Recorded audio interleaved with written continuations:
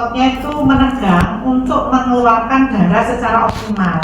Jadi sebenarnya itu malah nggak apa-apa, karena sebenarnya dia darah itu biar keluar secara optimal. Kenapa? Ya agar dagingnya berkualitas baik, agar dagingnya tidak gampang busuk. Sama kalau kita beli ikan di pasar, kenapa ya kok kita beli ikan yang di pasar dengan misalnya kita ke restoran biasanya yang ikannya masih hidup gitu, kita terus milih gitu kan. Kalau restoran yang agak mahal itu kan kita milih sendiri, ini terus baru dimasak gitu kan. Itu rasanya lebih fresh, lebih enak, lebih segar dibanding dengan kita beli ikan yang sudah mati. Ya itu sama, kita beli ikan yang sudah mati itu sebenarnya apabila proses penyimpanannya kurang baik, sebenarnya dia dalam posisi proses pembusukan, sehingga rasa dagingnya nggak enak, cenderung sebenarnya kalau yang amis-amis itu sebenarnya dia dalam proses pembusukan. Kalau yang fresh tidak terasa amis itu berarti dia masih fresh, masih bagus kualitasnya. Jadi seperti itu. Kemudian organ lain yang dapat digunakan untuk menentukan kematian adalah ekor. Jadi ekornya biasanya sudah misalnya ditekuk dia nggak respon, nah itu berarti mati ya. Kelamin juga bisa ditekan, lidah maupun anus tadi sphincternya sudah nggak ini. Nah, itu berarti sudah mati. Kematian pada hewan ya, kalau sapi telah terputus 4 saluran, ini bukan saluran makan, maksudnya 4 saluran di sini ada saluran makan, saluran nafas sama pembuluh darah. Sebenarnya kalau saluran makan sama nafas itu sudah terpotong sempurna, otomatis pembuluh darah biasanya sudah terpotong, karena posisinya itu pasti pisau akan begini, nah, itu pasti akan terpotong juga. Ini dibutuhkan waktu sekitar 5-7 menit ya, kalau sapi. Kemudian kambing atau domba setelah terputusnya 4 saluran itu butuh waktu sekitar 3-5 menit. Jadi dibiarkan dulu sekitar segitu, itu insya Allah sudah mati gitu ya. Kalau ayam setelah terputus 4 saluran tadi dibutuhkan waktu 1-2 menit. Pada ayam kenapa? Jadi untuk pemeriksaan halal, audit halal itu biasanya unggas itu kan bervariasi ya. Ada ayam pun jenisnya macam-macam ya. Ada ayam broiler, ada ayam biasanya ayam petelur yang sudah akhir, terus ada ayam merah, macam-macam ya. Kalau pada ayam itu biasanya hampir sama kalau masih sama-sama ayam. Artinya cara pemotongannya dan penanganannya itu hampir sama. Biasanya yang agak beda itu bebek lama. Bebek sama banyak gitu. Itu agak lama dan biasanya butuh difiksasi yang agak ini dibanding dengan ayam. Kadang-kadang itu sudah difiksasi tapi megangnya kurang pas, itu terutama saluran nafasnya itu gerak sehingga kadang tidak terputus sempurna. Jadi pengalaman kami mengaudit rata-rata kalau pada sapi dan kambing itu selalu terpotong sempurna. Jadi julekanya insya Allah bisa kalau pada sapi dan kambing. Tapi justru pada ayam itu yang agak sulit, apalagi unggasnya macam-macam bervariasi. Kadang ayamnya udah terpotong sempurna, tapi yang bebeknya belum. Terus banyaknya belum. Kadang pisau yang digunakan sama saja, antara kadang ada puyuh ya, puyuh kan kecil. Ada yang waktu itu pengablasan gitu ya, saking semangatnya. Ada ukurannya kan kecil gitu ya, jadi harus diperhatikan mungkin ya, sehingga waktu itu kita sarankan agar urusan ngasah-ngasah pisau itu sebaiknya dilakukan setelah penyembelihan, sehingga besok waktu nyembelih itu sudah bingung pisau yang ketul gitu, karena sering masalah penyembelihan itu di pisaunya kualitasnya kurang bagus, atau kadang karena kapasitas yang disembelih banyak itu kan harus ganti, jadi harus lebih dari satu, jangan cuma satu, karena untuk cadangan. uh, tata cara setelah pemotongan ya, ini terutama pada hewan besar itu biasanya hewan digantung dengan kaki belakang, digantung kaki belakang ya, terutama sapi atau kambing itu digantung agar darah itu bisa keluar dengan sempurna. Biasanya kan kalau pada sidang komisi fatwa kalau ayam itu ada pensucian ya, jadi diminta daging akhir yang diantar ke konsumen itu dalam kondisi suci, air mengalir, najis. Jadi harus ini di air mengalir. Dan tata cara air mengalirnya itu kadang ini rigid, sehingga kadang-kadang pelaku usaha itu juga bingung apa sih dikarepno gitu. Nah itu yang penirisan itu harus agak jauh biar nggak kena cipratan. Biasanya kalau masih kena cipratan disuruh ngulang gitu. Nah kalau pada kambing atau sapi itu kan nggak perlu disucikan pakai air mengalir. Kenapa? Ya karena dagingnya itu nanti khawatirnya air di sini bukan air yang aquatis atau aquabides kan, air mungkin dari sumur. Nah itu bisa saja kan terkontam bakteri dan seterusnya. Sehingga biasanya biasanya kalau pada daging sapi itu atau daging kambing yang benar itu pasca penyembelihan itu jangan langsung masuk freezer, tapi namanya dilayukan dulu. Bisa di ruangan dingin suhu 4 derajat, sehingga kalau misalnya kita dapat daging korban itu jangan langsung masuk freezer, kecuali itu di luar sudah lama gitu ya, itu harus cepat masuk freezer. Tapi kalau misalnya fresh habis disembelih itu jangan langsung masuk freezer, tapi masuk kulkas dulu. Kulkas itu yang tidak es loh, kan tidak ini, karena suhunya 4-8 derajat biasanya. Dilayukan dulu, jadi nggak langsung ekstrim, nggak langsung freezer itu kan min 4 derajat sampai kalau kulkas yang bagus itu bisa min 60 ya, kayak es krim kayak gitu-gitu, itu bisa lebih lama lagi daya simpannya. Itu seperti itu caranya. Nggak dicuci dulu, Bu? Kalau daging nggak dicuci, Pak. Dan itu memang apalagi kambing gitu ya, kalau sehingga harus dipastikan kan daging kan harus suci ya, nggak boleh kena najis. Makanya biasanya pemotongannya itu harus ada kayak bisa dibuatkan lubang. Jadi di sini itu dibuatkan lubang sehingga ada ditampung darahnya itu. Ada juga yang saya kapan tuh melihat itu bagus. Jadi ada nampan plastik yang agak besar gitu. Jadi disembelih sehingga darahnya itu di situ, di nampan itu. Terus setelah itu digantung. Gitu. Nah, digantung terus dikuliti sehingga tangannya si penyembelih kalau bisa ya harus bersih juga gitu, karena kan kadang kambingnya itu banyak kotorannya, banyak fesesnya di bulu-bulu, itu kan nanti najis, ngaruh ke kualitas daging nanti. Jadi dikuliti jeroannya itu terus dikeluarkan waktu sudah digantung itu ya, dikeluarkan. Tapi kepalanya sudah dipenggal dulu ya. Jadi setelah disembelih kepalanya dipisahkan, terus ini digantung sehingga proses pengulitannya itu tidak kotor, tidak dibawa. Karena dibawa nanti posisinya kotor. Padahal kalau kambing biasanya dagingnya itu konsumen lebih suka yang nggak kena air, karena lebih awet, nggak arus ya istilahnya. Dan dagingnya lebih disukai oleh konsumen. Kalau kita pastikan mau tidak najis, karena darah kalau hewannya sudah dimatikan itu kan najis statusnya, sehingga kita harus yang cuci tangan.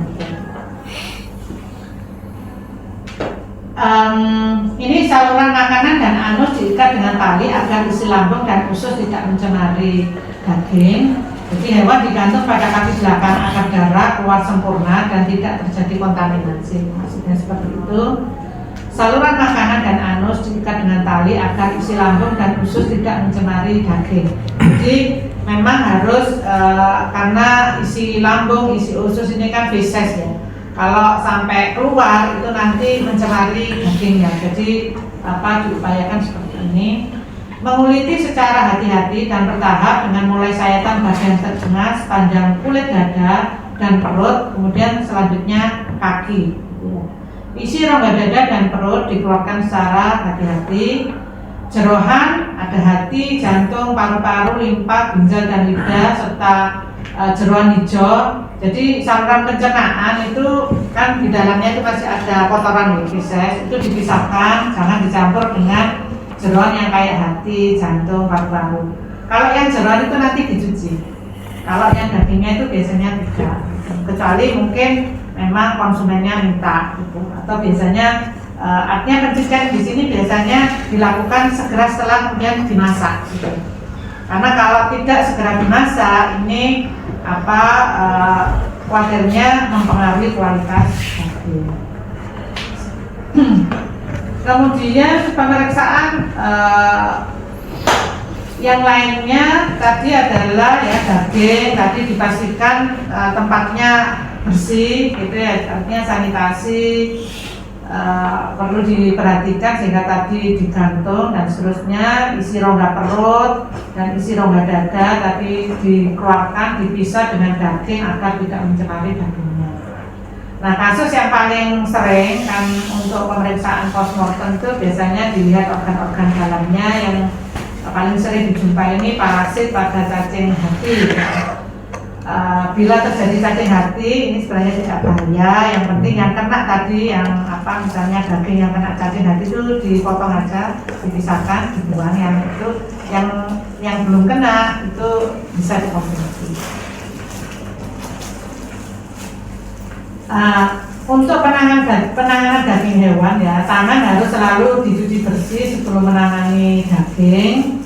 Daging pastikan harus terpisah dari jeroan. Biasanya yang dicuci ini adalah jeroannya.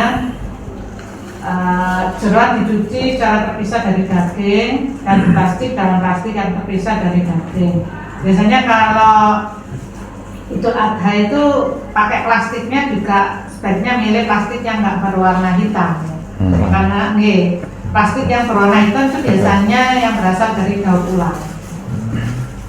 Kalau yang berwarna tidak hitam itu biasanya bukan berasal dari daur ulang. Jadi kalau plastik daur ulang itu biasanya namanya daur ulang, itu kan campuran sembarang ya. Nah, itu akan lebih aman yang tidak daur ulang. Yang bening. Bisa yang bening, bisa pokoknya yang warna lain, jangan warna hitam.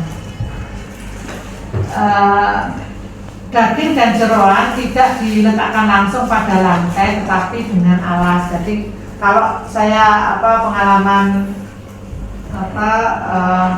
melihat panitia korban itu kadang langsung taruh di lantai gitu, atau di RPH itu banyak yang langsung taruh di lantai. Nah, pada lantainya itu belum tentu bersih, jadi sebaiknya diberi alas plastik atau apa gitu ya, karena kebersihan itu penting ya. Artinya di sini mungkin tidak hanya terkait dengan titik kritisnya di halalnya saja. Saat ini Komisi Fatwa itu kalau terkait dengan pemotongan sudah jelas harus terpotong sempurna, tapi mereka juga beliau juga sangat menyarankan terkait kebersihan ini ya. Sehingga yang belum, misalnya tadi kayak ayam pencuciannya belum bagus, masih kena cipratan dan seterusnya, itu suruh ngulangi.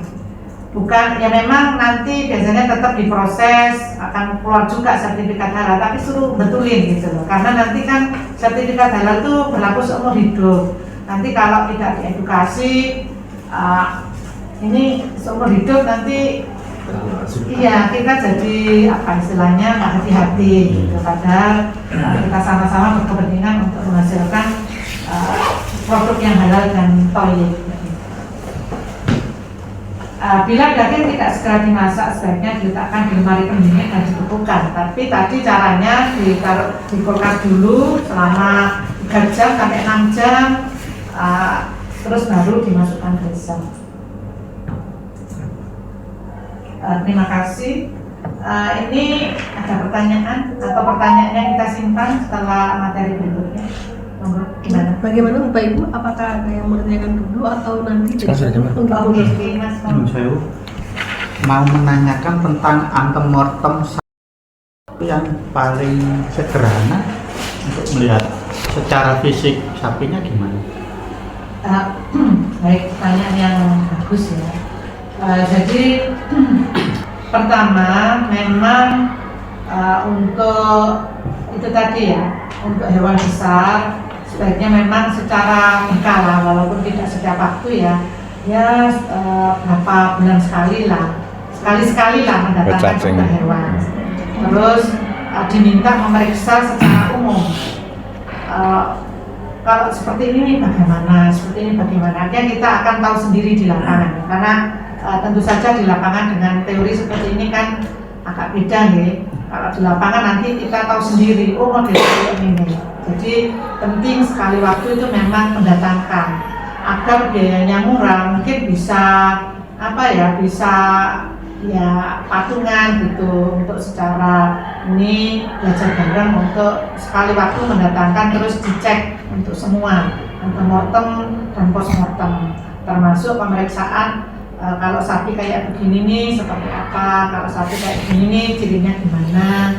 Nah itu mungkin saya kira sewaktu-waktu itu sekali waktu itu penting, itu yang pertama.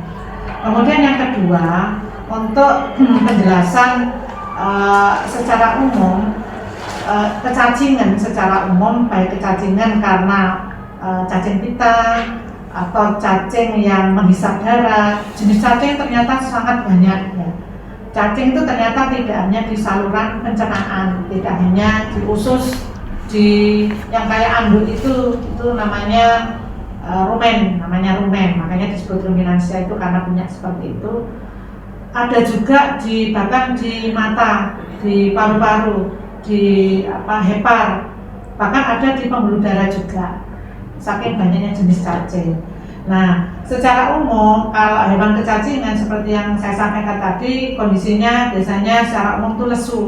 Lesu itu ya ada beleknya, biasanya matanya nggak cerah, bulunya jegrik itu ngadek-ngadek memang. Nggak halus gitu loh bulunya. Terus kadang-kadang itu ada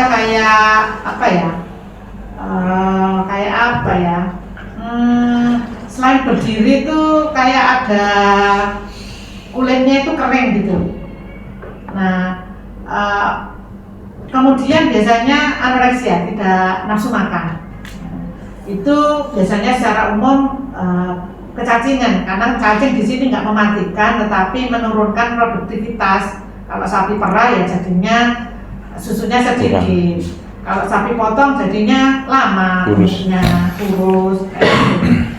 Nah, kalau setelah itu tadi antemortem, biasanya sapinya ya nggak mati, ya baik-baik saja, hanya seperti itu tadi.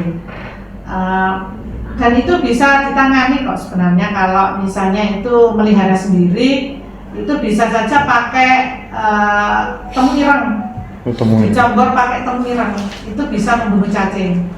Bisa juga pakai bijinya pepaya, bijinya pepaya dikeringkan, dijemur, terus habis itu dideplok, dihalusin di blender yang blender kering itu loh. Nah itu terus dicampur air. 2-3 sendok campur air dicampur, itu bisa membunuh cacing. Tapi kalau ya bisa manggil mantri memang untuk ini. Tapi kalau mau tradisional itu bisa seperti itu, dilakukan beberapa kali, seminggu sekali itu bisa membunuh cacing, termasuk cacing pita tadi. Tapi kebanyakan cacing pita memang pada babi, bukan pada sapi memang. Biasanya cacing pita itu ada di antara daging. Daging itu sebenarnya kalau dalam bahasa ini itu otot, daging yang merah itu loh Pak, ada di antara situ. Kalau dipotong ya itu ada memang cacingnya, panjang gitu. Masalahnya cacing itu ketika dipotong dia nggak mati, dia itu masih bisa berkembang biak dengan namanya proglotit, itu potongan berbuku-bukunya. Potongan bukunya itu dia bisa memanjang lagi kayak cacing tanah itu ya. Kalau kecangkul sama petani separuh nggak mati dia, separuhnya bisa tumbuh lagi kan gitu. Cacing kita itu juga sama, jadi bisa diamati dari itu. Tapi memang kalau tidak berpengalaman sulit membedakan ini, kan ada yang serat ya, serat yang warnanya putih gitu. Kalau nggak bergerak ya memang betul itu serat, tapi kalau bergerak di otot yang gini ya itu berarti cacing gitu. Berarti itu ada cacing pita. Cuman apa boleh dikonsumsi, masih boleh, tapi sebaiknya direbus dulu karena direbus mati. Untuk cacing pita atau cacing secara umum itu bisa direbus, itu mati. Tapi kalau di sate belum tentu mati. Bahaya. Seperti itu. Paham. Ya, mungkin lanjut materi kedua. Oke, ini soalnya ini mau jelaskan. Disembelih. Tujuannya adalah menjelaskan posisi hewan yang akan disembelih sesuai dengan persyaratan dan jenis hewannya. Kemudian melakukan pemposisian hewan sesuai dengan persyaratan dan tata cara kesejahteraan hewan. Jadi jenis hewan yang berbeda penanganannya atau pemosisiannya, peletakannya tidak persis sama.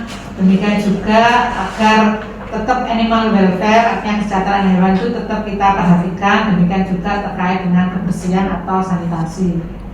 Kemudian tahu tentang anatomi, terutama di bagian leher hewan yang akan disembelih.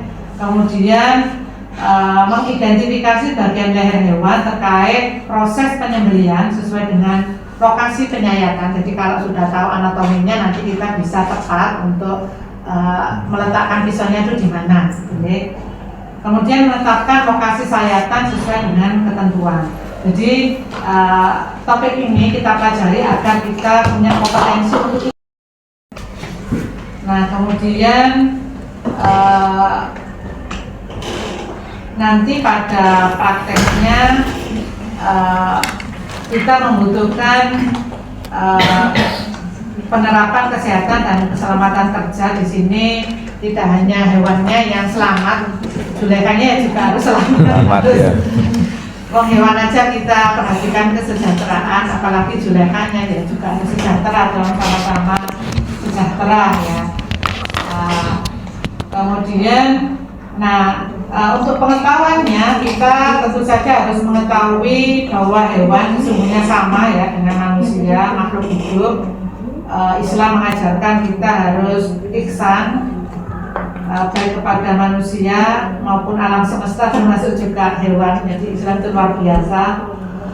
Kemudian yang kedua, kita tahu anatomi hewan, fisiologi hewan, dan juga untuk mengatur panas tubuhnya dia harus menjulurkan lidahnya gitu. Jadi itu artinya perilaku dipengaruhi oleh fisiologi sama. Jadi kita menjelaskan di sini harus tahu perilaku karena berkaitan juga antara anatomi, fisiologi dan perilakunya. Ini oke. Jadi menjelaskan posisi hewan yang akan disembelih sesuai dengan persyaratan dan jenis hewan. Beberapa metode restraint itu penanganan penyembelihan pada hewan ruminansia jika tanpa pemingsanan, tanpa stunning sebelum dipotong. Jadi cara yang umum adalah dengan melakukan restraint di semua ekstremitasnya, di kakinya. Restraint ini pakai tali biasanya, dengan metode yang direkomendasikan sesuai dengan animal welfare.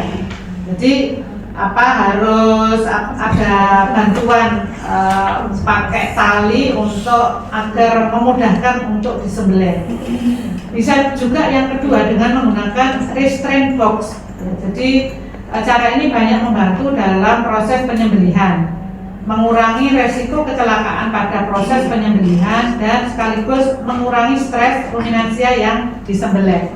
Jadi sebenarnya kalau stunning itu tujuannya apa sih? Ya untuk memudahkan penyembelihan dan juga sebenarnya tujuannya untuk animal welfare. Ya kalau 1, 2 sapi yang disembelih. Kalau di RPH yang modern itu kan ratusan. Kalau harus manual nggak nuntuti gitu kan. Sehingga pakai stunning, jadi dipingsankan agar memudahkan. Tapi di beberapa penelitian itu ternyata pemingsanan itu ternyata dengan beberapa metode itu lebih sakit dibanding dengan tanpa pemingsanan. Jadi menurut penelitian ini ya, artinya sebenarnya majelis ulama kita itu masih membolehkan stunning, tapi tidak semua jenis stunning ya. Stunning yang menggunakan listrik dan menggunakan peluru yang di kepala yang sifatnya non penetratif saja yang diperbolehkan. Di beberapa negara Islam kayak Brunei itu tidak boleh. Karena ternyata di beberapa penelitian stunning itu justru lebih menyakitkan dibanding tanpa stunning dengan beberapa metode tertentu. Jadi artinya yang kita lakukan itu harus toyib, artinya memperlakukan hewan dengan baik. Lah tujuannya apa kalau ini terus ternyata hewan lebih tersakiti gitu kan? Artinya dukungan ilmiah, dukungan penelitian itu harus saling bekerja sama untuk urusan halal ini. Jadi multidisipliner, sehingga penelitian terkait halal itu juga penting gitu untuk memberikan kita informasi yang akurat gitu. Kemudian posisi dengan cara restrain ini bisa berdiri atau berbaring sesuai dengan tipe restrain yang dipergunakan. Kemudian pastikan terdapat ruang yang cukup untuk ruang gerak pisau saat menyembelih. Ini sebentar. Nah ini beberapa restrain terkait dengan penyembelihan. Ada lagi tali. Nah ini mungkin dulu. Jadi bisa memasang tali dengan cara seperti ini. Talinya masuk sini, nah terus ini ditarik ke sini. Namanya metode burley untuk agar terfiksasi. Ada juga dengan cara seperti ini, namanya metode rope squeeze. Itu ditaleni atau diikat seperti ini, dicantang seperti ini, sehingga nanti bisa digulingkan.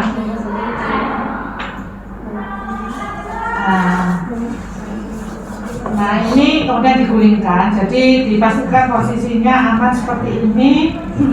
Kemudian posisi kepala sapi itu agak didongakkan begini untuk memudahkan terputusnya 3 saluran ya, satu saluran makan, saluran nafas, dan saluran pembuluh darah 2 ya, kanan kiri. Jadi bisa ditaleni pakai tadi ini gambar. Nah ini bisa seperti ini. Kalau ini ada alat ya, jadi alatnya memang ini sudah alat modern. Biasanya di RPH yang besar.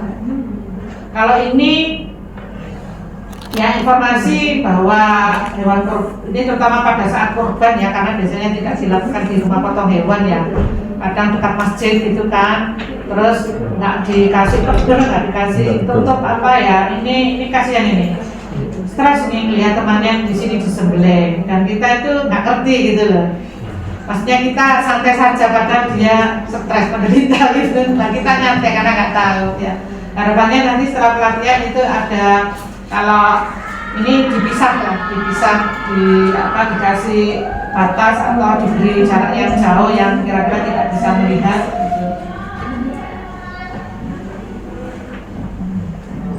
Ini. Nah, ini menentukan titik potong yang tepat ya. Jadi didongakkan kepalanya ini agar memudahkan untuk penyembelihan. Ini adat ya, mungkin disisipi sedikit, walaupun nanti ada juga yang terkait dari segi syariat atau disampaikan Ustadz Nurudin kalau nggak salah ya. Pertama, mengikat dengan erat 4 kaki, menginjakkan kaki di leher hewan. Jadi ini ada hadisnya ya, berkorban dengan bla bla bla dengan cara meletakkan kaki beliau di leher hewan tersebut, kemudian membaca basmalah. Jadi sebenarnya yang sudah kita lakukan itu sudah sesuai ya dengan adat yang diajarkan oleh Nabi kita Muhammad SAW. Kemudian kedua, membaringkan hewan di sisi sebelah kiri memegang pisau dengan tangan kanan dan menahan kepala hewan ketika menyembelih. Kalau hewan besar tentu saja nggak bisa sendiri ya, perlu ada asisten atau beberapa orang gitu. Kecuali mungkin ada peralatan yang lebih proper, biasanya di penyembelihan modern itu ada alat yang lebih proper, karena biasanya disembelih banyak jumlahnya. Meletakkan kaki di sisi leher hewan ya. Jadi Nabi SAW berkorban dengan 2 ekor kambing kipas putih. Aku melihat beliau menginjak kakinya di pangkal leher 2 kambing itu. Lalu beliau membaca basmalah dan takbir, kemudian menyembelih keduanya. Jadi biasanya kalau pada ayam stunning itu sebelum di stunning itu karena habis stunning sekaligus langsung menyembelih kan. Biasanya menyalakan stunning sekaligus kan berarti mulai menyembelih, itu ya bisa langsung baca Bismillahirrahmanirrahim, karena kalau biasanya yang pakai semi kuantitatif atau semi modern atau modern bukan ribuan ya liannya. Yang mau dibaca tiap ayat atau sambil wiritan ya silakan, awal saja nih monggo ya, karena bisa seperti itu. Kemudian keempat, menghadapkan hewan ke arah kiblat. Sesungguhnya Ibnu Umar tidak suka memakan daging hewan yang disembelih dengan tidak menghadap kiblat. Jadi menjelaskan, Syekh Abu Malik menjelaskan bahwa menghadapkan hewan ke arah kiblat bukanlah syarat dalam penyembelihan, tetapi itu adab, artinya disarankan gitu, atau sebaiknya. Ini ya, jadi kalau ayam biasanya kalau ini pakai menggunakan stunning ya, stunning itu biasanya ada water bath yang ada aliran listriknya, sekian voltase, sekian ampere, selama sekian detik gitu. Nah, celup sebentar, terus si julekanya sudah siap-siap. Dan biasanya posisi juleka itu harus disesuaikan dengan tingginya ini. Jadi kalau terlalu rendah posisi juleka jadi gini itu capek gitu ya. Akhirnya banyak yang tidak terpotong sempurna. Jadi belum tentu ini kalau posisinya nggak pas itu bisa juga tidak terpotong sempurna. Sehingga makanya biasanya waktu audit itu untuk memastikan itu ada surat pernyataan. Jadi setiap selesai penyembelihan itu ada orang yang bertugas memastikan sembelihannya sudah terpotong sempurna. Karena kalau enggak itu bangkai sebenarnya, jadi tidak boleh. Sehingga ada surat pernyataan yang memastikan bahwa itu sudah terpotong sempurna ketika salurannya. Kiwir-kiwir boleh nggak? Nggak boleh. Kiwir-kiwir. Jadi kalau yang terpotong sempurna ya sudah terpotong tong itu. Kalau kiwir-kiwir nggak boleh. Itu disuruh menyendirikan, dianggap sebagai bangkai. Kalau kebablasan itu boleh. Kalau kebablasan itu boleh, makro tapi. Itu biasanya kalau kebablasan itu biasanya orangnya bisa tapi terlalu semangat. Biasanya sarapannya kebanyakan mungkin ya. Ada yang biasaan kita juga itu Bu. Kalau hewan biasa utamanya ayam ya Bu. Kalau tertabrak motor itu biasa kan masih kecil-kecil, cepat-cepat. Nggak tahu apakah itu eman atau gimana gitu. Kalau sudah kecil-kecil yang mati sebenarnya nggak boleh gitu ya. Itu katanya Gus Bahar itu sebenarnya sudah mati, hanya itu kecil-kecil itu peristiwa fisiologis ayam aja menjelang kematian kecil-kecil gitu. Tapi sebenarnya statusnya ada bangkai. Nah, untuk metode yang menggunakan stunning atau pemingsangan, yakinlah bahwa hewan masih hidup sebelum dipotong. Jadi waktu antara pemingsangan sampai dengan penyembelihan itu sekitar 30 detik, jadi cepat saja. Jadi waktu segera dicelup pemingsangan, terus udah ini penyembelihan di sebelahnya tempat setelahnya pemingsangan itu. Karena waktunya cepat, ini 30 detik. Karena setelah itu segera bangun soalnya ini. Ini berdasarkan HAS 23.000. Artinya ini standar internasional. Jadi sebenarnya urusan halal dan thayyib itu mungkin kadang-kadang pelaku usaha kayak mengeluh gitu kok ribet ya, gitu. Kalau kita berkomitmen itu sebenarnya tidak terlalu ribet ya, karena sebenarnya auditor pun ketika di lapangan itu istilahnya tidak hitam putih, artinya ada unsur edukasi ya. Apalagi kita kayak Health Center dan LPH UIN Malang ini ingin bahwa masyarakat itu juga berkontribusi. Dan nanti kalau pelaku usahanya malah orang luar negeri datangkan daging dari Australia, lalu malah masyarakat kita ini malah nggak jadi pemain dong, jadi konsumen. Nah, kita itu juga berkepentingan untuk mendorong masyarakat ini terlibat, jadi ikut sejahtera juga. Ya tujuannya halalan thayyiban itu juga biar masyarakat kita ya sejahtera, masa mensejahterakan masyarakat asing, apalagi yang non muslim kan gitu. Kan selama ini banyak juga ya daging yang didatangkan dari Australia. Yang sudah tersertifikat halal juga gitu. Nah, kita maunya ya kita sendiri gitu. Makanya antara lain Health Center yang dipimpin Bu Eni dan teman-teman ini berusaha ini agar ikut berkontribusi gitu ya. Kita juga berperan aktif gitu. Karena nanti biar kebagian juga pahalanya. Masa di orang Australia. Proses penyembelihan harus dilakukan oleh seorang yang benar-benar ahli di bawah pengawasan seorang supervisor halal. Kemudian penyembelihan dapat dilakukan segera sesaat setelah pemingsanan dan dilakukan di landing area dalam posisi terbaring, setengah tergantung atau dalam posisi hewan tergantung. Ini terutama yang kalau biasanya yang memang menggunakan pemingsanan, terutama pada hewan besar itu biasanya rumah potong hewan yang besar dan kuantitas atau pemotongannya dalam jumlah besar juga biasanya. Tapi kalau yang LPH yang tidak dalam jumlah besar biasanya tidak menggunakan standar.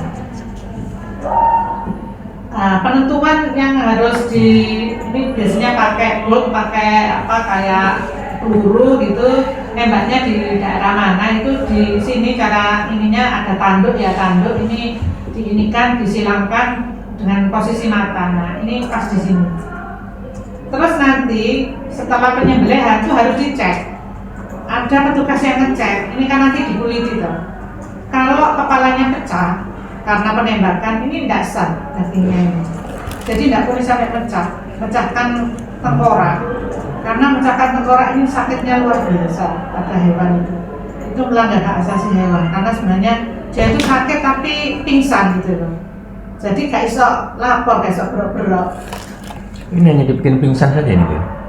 Bikin pingsan saja untuk memudahkan penyembelihan. Makanya tadi seberapa sih memisahkan tapi nggak menyakiti hewan, itu kan penting gitu loh. Makanya tidak yang diperbolehkan di Indonesia itu pemisahan dengan menggunakan arus listrik dan menggunakan peluru yang disesuaikan dengan berat dari sapi. Sebenarnya sapi itu bisa diperkirakan beratnya, ukuran tubuhnya berdasarkan tinggi sapi dan panjangnya sapi itu bisa diperkirakan beratnya berapa. Nah, terus kok pelurunya seberapa gitu ya? Karena tidak boleh stunning sampai memecahkan kepalanya sapi, karena itu menyebabkan kesakitan hewan. Ini pakai stunning. Untuk melakukan stunning ini apakah harus bolehkah atau standar orang lain? Orang lain. Karena sempat viral yang di APH Surabaya itu kan anak kecil. Nah, artinya standar sendiri itu ada pelatihannya sendiri. Artinya orang yang nggak ahli ya nggak boleh melakukan, karena itu tadi nanti kalau sapinya kepalanya pecah, tengkoraknya pecah, nah ini nggak halal masuk bangkai gitu. Betul, itu sempat viral itu. Iya, di Surabaya.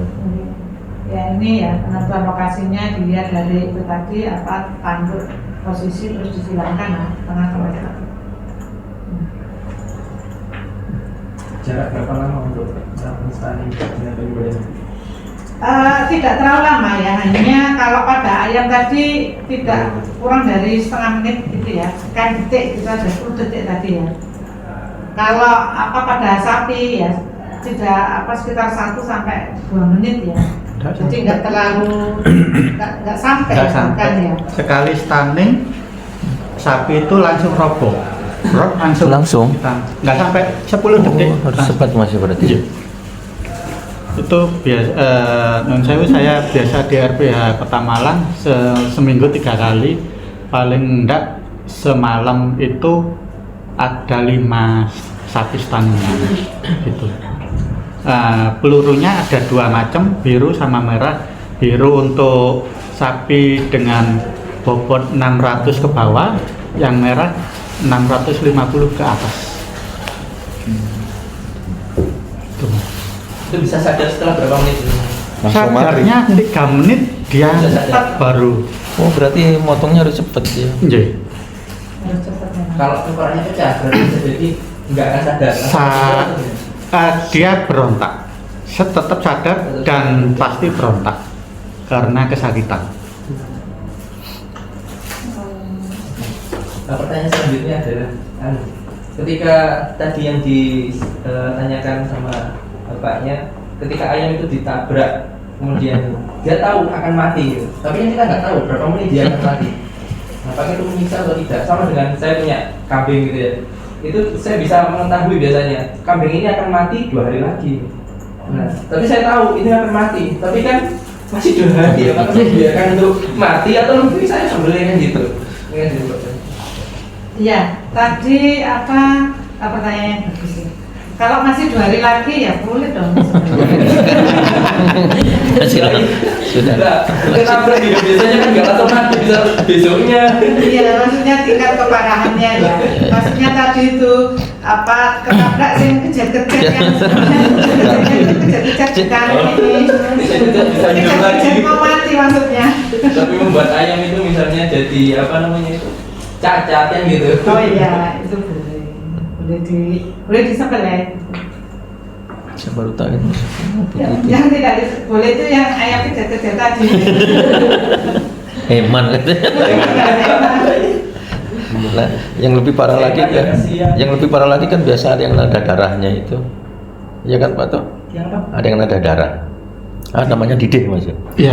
Oh, itu lebih parah lagi itu kan. Enggak boleh. Apa hati darah? Orang bilang hati darah. Oh iya. Iya, didih itu Bu. Banyak ya. Banyak Bu di RPH, hampir kalau semua nggak- RPH. Kalau teman-teman tukang sembelih untuk julehannya sama sekali nggak nyentuh itu, nggak mau tahu. Tapi yang bagian pengulitan dan biasanya nyimpen. Itu ya lumayan mahal. Oh gitu. Nggih. Satu bak itu. Yang penting nggak ikut-ikut lah. Nah, yang penting kita nggak ikut ikutannya. Tapi gimana kita melihat ini? Kasih tahu. Memang Makanya tantangannya. pentingnya apa konsep halal itu dipahami oleh semua pihak gitu ya. Artinya kalau kita mungkin nggak terkait langsung atau nggak punya wewenang gitu. Nah nanti mungkin yang punya wewenang misalnya kepala RPH-nya atau dinas peternakan atau apa yang terkait atau bahkan polisi dan seterusnya, nanti kalau sudah halal itu jadi kayak memang gaya hidup, sudah ekosistem halal terbentuk, itu pasti insya Allah saya kira itu juga akan tersentuh. Nah saat ini karena belum semua menyentuh di semua aspek itu mungkin jadinya kita hanya lihat tapi ngenes gitu. Lihat aja tapi nggak punya apa power untuk bisa memberikan gitu. Hanya berdoa saja. Kita masih sementara masih berdoa tapi Pakai tangan nggak bisa. Pakai kekuasaan nggak bisa. Betul itu, Mas. Pakai doa.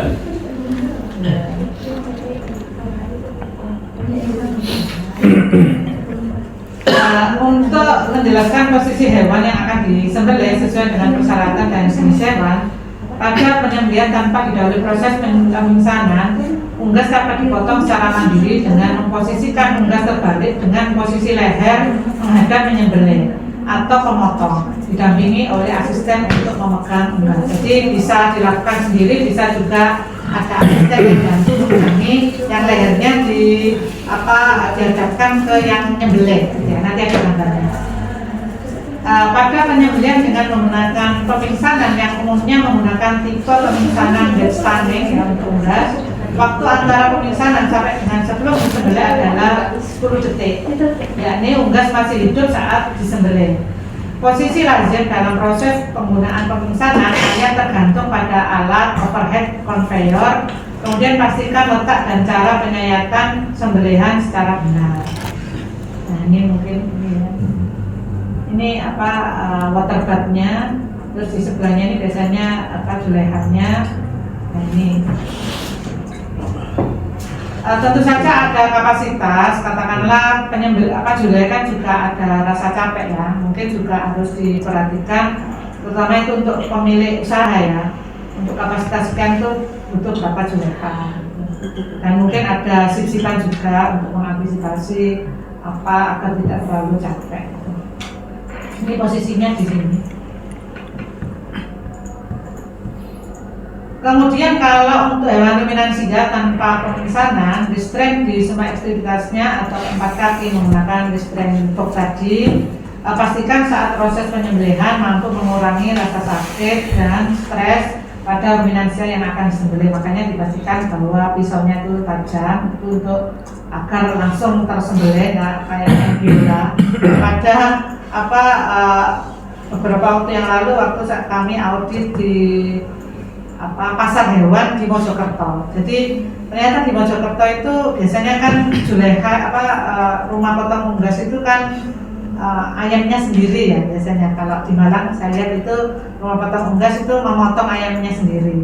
Tapi saya lihat di Mojokerto itu enggak. Jadi di pasar itu banyak kayak RPU yang dia menyediakan ayam. Kalau mau itu orang bisa nunjuk ayam, saya mau ayam ini, terus mereka nyembelihkan.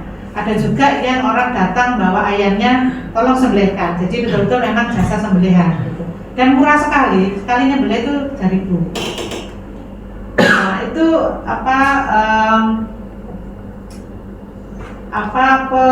waktu itu kendalanya itu di pengolahan limbah. Jadi karena pasar waktu itu limbahnya itu ada pengolahan tapi pompa air untuk menginikan ipalnya itu mati sehingga akhirnya dibuang ke sungai. Nah waktu itu yang menyebabkan belum segera dikeluarkan sertifikat halalnya itu karena itu tadi ipalnya. Dipastikan bahwa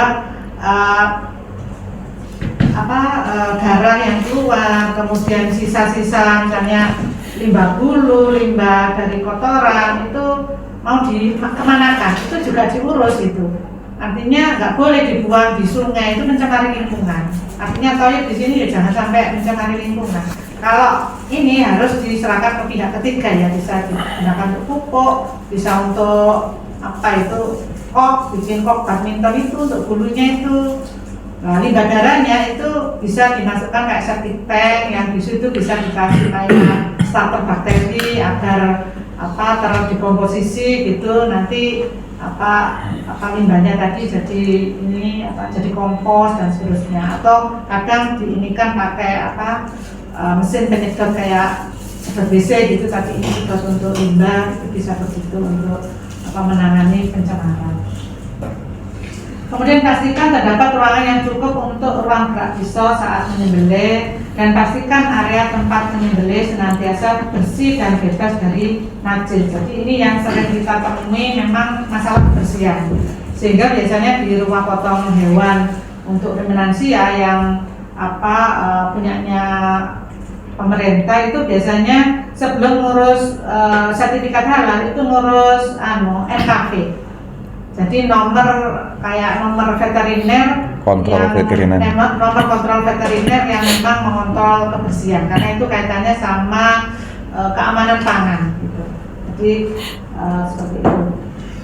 Apabila menggunakan peminsan, dan maka standarnya butuh seorang standar atau peminsan yang kompeten yang mampu mengidentifikasi area titik pingsan penyembelihan. Jadi dapat dilakukan segera sesaat setelah peminsanan dan dilakukan di landing area dalam posisi hewan tergantung. Artinya segera setelah peminsanan harus segera kemudian disembelih, dan lokasinya pastikan bersih, bebas dari najis. Ini tadi sudah, ini tadi nih gambarnya untuk yang unggas ini. Untuk mungkin nanti akan dijelaskan lebih detail yang terkait dengan penyembelihannya sendiri. Ini secara teori untuk mempelajari anatomi dari daerah leher hewan ya. Mungkin patokannya lihat rahang bawah, rahang bagian bawah dan dagu. tentukan titik orientasi sayatan, yaitu berpedoman pada sudut rahang bawah di belakang laring atau jakun di antara tulang leher 1 sampai dengan 3. Jadi di leher itu ada namanya tulang leher. Kita sendiri itu punya tulang leher namanya cervix itu ya. Itu tulang leher kalau kita pegang tulang leher 1 sampai 3. Jadi lokasi sayatan di antara tulang leher 1 sampai 3. Kemudian identifikasi gelambir leher, saluran makan dan saluran nafas. Saluran nafas itu ada trakea itu yang kayak cincin-cincin, kalau kita pegang bergerak-gerak itu ya, yang kayak ada tulang ringan, tulang rawannya itu berarti nafas. Kalau yang gembuk, empuk itu esofagus, itu saluran makan. Menetapkan ini sudah.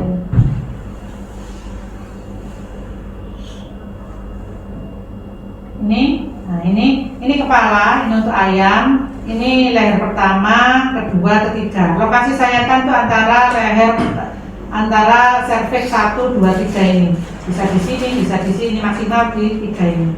Lokasi penyembelihan di antara tulang leher 1 sampai 3. Kemudian, nah ini untuk pembuluh darah pada leher ayam pada posisi C1 sampai C3. Jadi ada karotis interna 2, ada nomor 2 ini faring, nomor 3 esofagus ada di sini, faring ada di sini, saluran makan, saluran trakea ini 4 ini ya. Ini saluran. Jadi kalau ayam ditidurkan gini, posisi telentang ya, yang paling superficial, yang paling permukaan itu kita pegang itu ada trakea, itu saluran nafas yang bisa bergerak-gerak kayak ada cincin-cincin itu. Terus di bawahnya itu saluran makan, kanan kirinya itu pembuluh darah. Sebenarnya kalau saluran nafas sama saluran makan terpotong sempurna, pembuluh darah itu otomatis terpotong sempurna, baik vena maupun arteri. Di sini. Kemudian, nah ini ya, ini saluran makan, ini saluran nafas, ini tulang leher, ini vena, ini arteri.